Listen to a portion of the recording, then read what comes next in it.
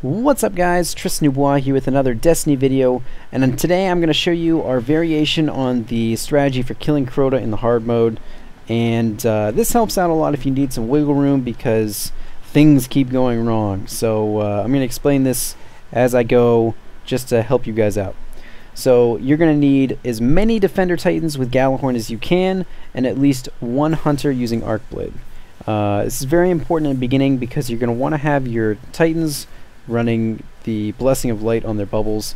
This makes it so that if you guys kill the Acolytes really fast, you actually won't take any damage in this beginning part, and it just makes things run a lot smoother if you don't have to worry about your health, because as we all know, doing the hard mode there is no health regeneration possible from the game unless you're using a Suros or a Red Death or another gun that has health regeneration as an ability, or you're lucky enough to have one of the raid helmets that has the drop for picking up orbs regenerating health.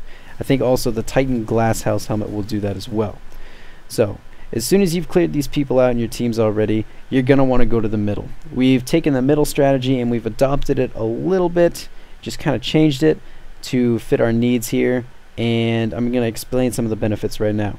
So first off, for people that use the left side, just explaining why this is a little bit better right now is because you guys get combined fire on the sword bearer, and as well as that killing him very quickly, which gives you a lot of time to just mess around.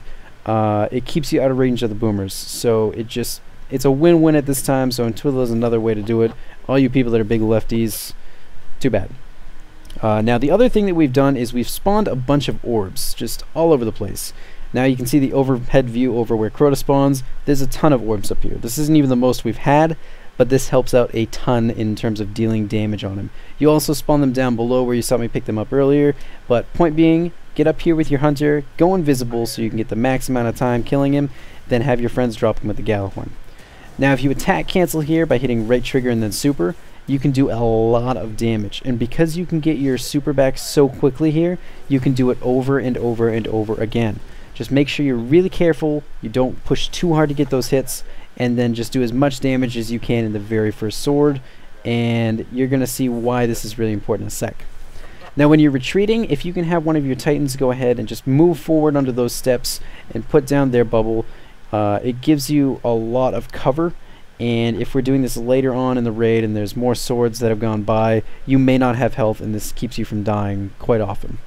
As you can see, I've taken him down really far with just that one run, and if this had been my best run, if you look at his name on the left side of the A, that's where I got his health to in one run with the sword. So you could actually kill him in two swords if you're really ballsy, but I just suggest for first timers not to even try it. Just do one run with the sword, just be really careful, and then we're going to move on. Now, the second go with the sword, this is where your strategy is going to change up. You're no longer going to be like really gutsy. You're just going to go with the flow, I guess. So once your team kills the sword bearer, you're going to go up here and pick it up. Now, this is kind of where you're going to have to be really detail oriented as well. All these orbs that we've dropped down before, you're going to want to try and avoid because you're going to save them for the third sword. This is where you go invisible, come up here, and you're going to want to do as much damage as you feel comfortable with, because you're going to see here in a second there's actually a certain amount that you can do and can't do. So go invisible, pick up the sword, have your friends drop him again, which we're going to see here in a second, and then just use your right swing, your RB button. Now if I pause it and zoom in here, I'm going to give a visual. The left side of the O here, this is where his health will actually start to drop to, and you're actually going to cause him to go enraged. So don't go any closer to the left side of the O than you have to on that sword. Just get out of there safely.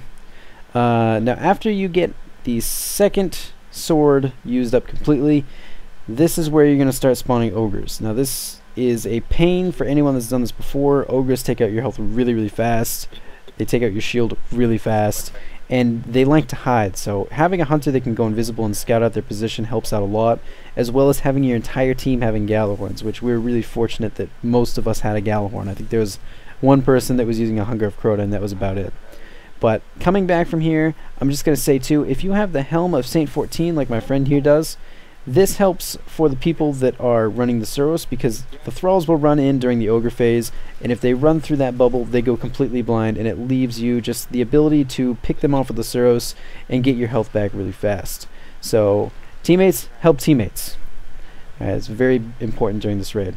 Now, the third sword. There's not too much to mention about this sword besides that this is going to be the last one. Just make sure that your team is aware that the Oversoul will spawn once you get his health down low enough, and that they are to ignore it. I've gotten him down a couple times this far, and I've had teammates just get distracted. But same as before, go invisible, get up onto the top. Make sure you're picking up your orbs here. You're only going to have to use your super once if you do this right. But drop the sword, go invisible again. Make sure you find orbs to get your super during this phase, and then you're just going to want to attack cancel to get as much damage as you can, and you should get a kill. I'm just going to say real quick, thank you to Goes Hard, thank you to Death's Fury, thank you to everyone who helped out on this video. We did this for quite a few days before we got this down right. And just for the general audience, if this helped you out, please drop a like, please drop a comment. Anything to show me that this helped you out, and I'll see you guys in the next video.